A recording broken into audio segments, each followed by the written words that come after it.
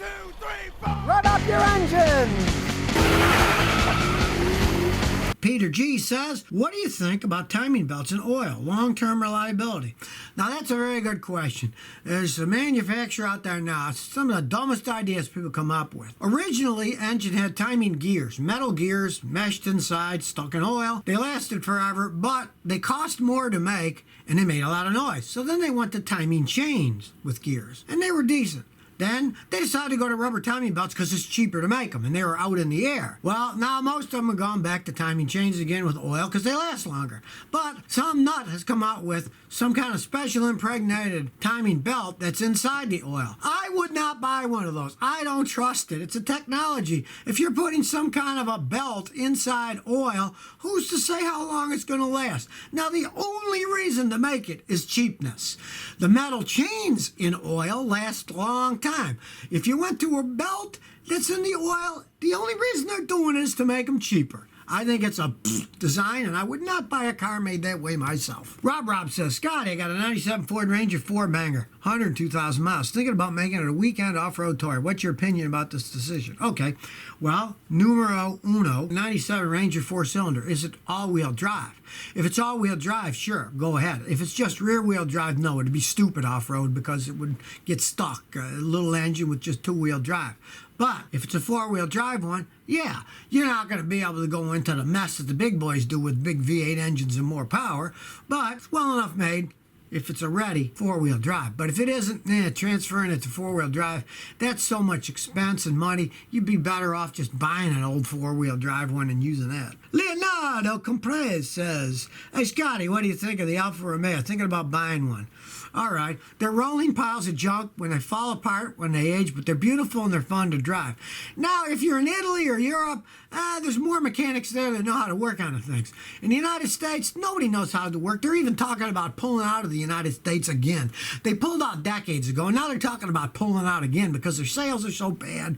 They're such unreliable cars, and, I mean, they're just not. They look good, they go fast, but they fall apart. They're not worth the money. If you're a really rich person, you want one as a toy, you don't mind spending the money and wasting it, go right ahead. But if you care about your money, stay away from that Alfa. Rich S says, what does it mean when an engine knocks on cold start? Okay, you start off, it goes, that's rod knocking. And what happens is the pistons that go up and down are connected to the crankshaft that spins by piston rods. The bottom of the piston rods have engine bearings in them that are soft metal, so that if something goes wrong and it wears out, the bearings wear out, and then you can rebuild the engine.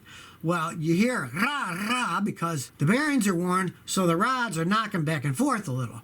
If it warms up and it stops, it means that those rod bearings are only worn a little, and they only do it when they're ice cold. Metal gets hot, what does it do? It expands. Expands, stops knocking. Fix it now if you're planning on keeping the car. Get new bearings put in. If you're not planning on keeping it, put some heavyweight oil and get rid of it as soon as possible, because eventually it will throw a rod, break a hole in the side of the engine. Angel Medina says, what do you think about an IS 350 all-wheel drive with 48,000? Okay, Lexus makes excellent vehicles. I am personally not a fan of all-wheel drive vehicles. I live in Texas. You don't need it. They're an added expense. They cost more to buy. They cost a lot more to fix because they're in the way when you're working on cars. So, I'm not a fan. But those are well-made cars. You don't mind spending the money. 48,000 is nothing on one of those. I've seen them with 248,000 and they're still going strong. They are excellent cars. Zach NLN says, question please, how much rust can a strut tower with a strut mount bolts on have before a car becomes junk or not works fixing? Thanks. If it's a superficial, you hit it with a hammer and a clang, clang, clang, sand it all down, paint it with rust proofing so it doesn't rust anymore. If you hit it and it goes crunch, crunch, crunch, and things bend, it's time to get rid of the vehicle because it's not structurally sound anymore. I've seen vans come down here, especially Chevy vans, Chrysler vans. They come down here in Texas from like Cleveland, Ohio, or Detroit, and they're just rusted and they're dangerous. I mean, then you just get rid of it because that's part of the frame of the vehicle and the whole thing will probably be falling apart. Not safe to drive. But if you hit it with a hammer and it's still solid, you could sand it all down, rust proof it with rust proofing paint, and keep it from getting too bad. Steeler 1983 says, hey, they were good back then. Scotty, how much does it cost to rebuild an engine? My mechanic said my camshafts got burnt and messed up timing and timing chain, so recommended a new used engine. Yeah, your mechanic is very smart. Modern engines are so complicated, and they have overhead cams that cost a fortune. A lot of them are line board overhead cams, that the cams do not have engine bearings in the cam. There's no cam bearings, so when they wear out, you really can't replace the cams. You'd have to reline board it with a special machine. Nobody's going to do that, so you got to buy the whole stinking head. They cost a fortune. Modern engine was there worn out. You're better off to do what he's saying. Try to get a good low mileage used engine and put it in, because rebuilding them, I know guys around here that attempt to rebuild, but a lot of them, I tell people, don't do it. They don't listen to me. They do it. They come back here in a month or 6 months or a year in a tow truck, and they say, what happened? I say, well, your engine blew again. They got to rebuild. Did a crap job. Not worth rebuilding in the case of most cars. To do it right can cost $5,000, $6,000, $7,000 or more, and you don't spend that kind of money on an engine when it's usually worn out. The car's old, and it's not worth it. But if you get a used engine, you want to gamble with that, go right ahead. Brandy Perez says,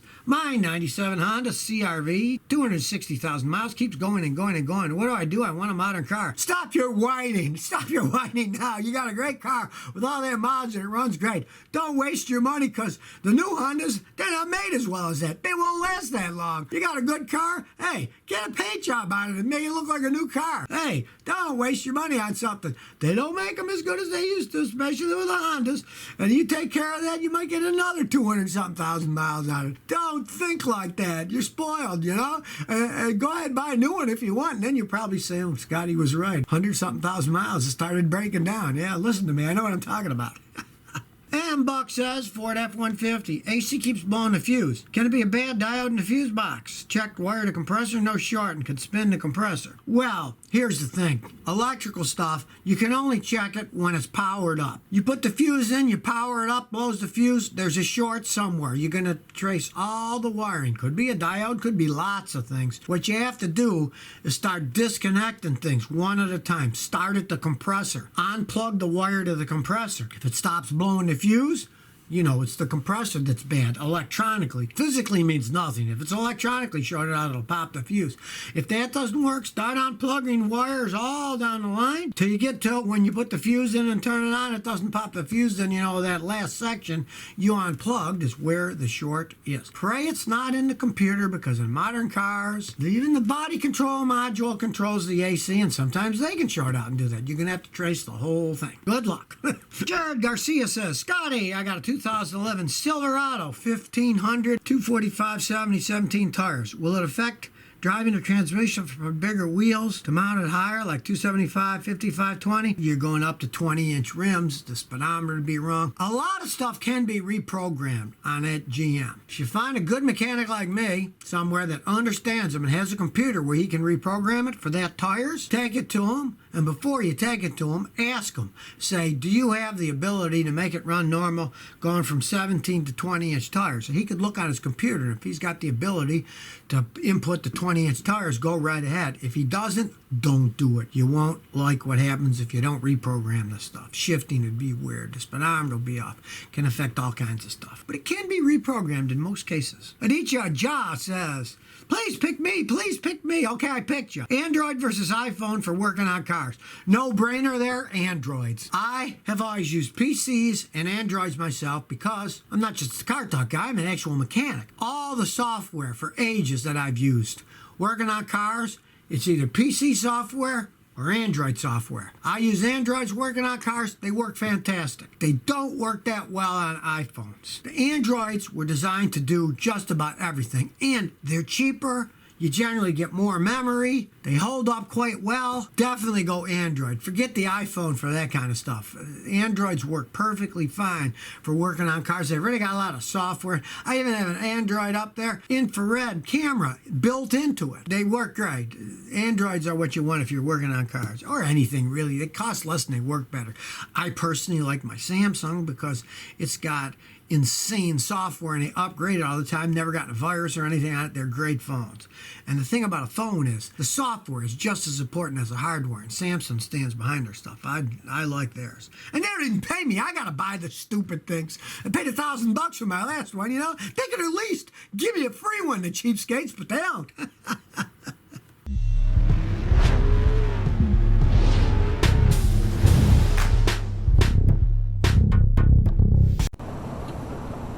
if you never want to miss another one of my new car repair videos, remember to ring that bell.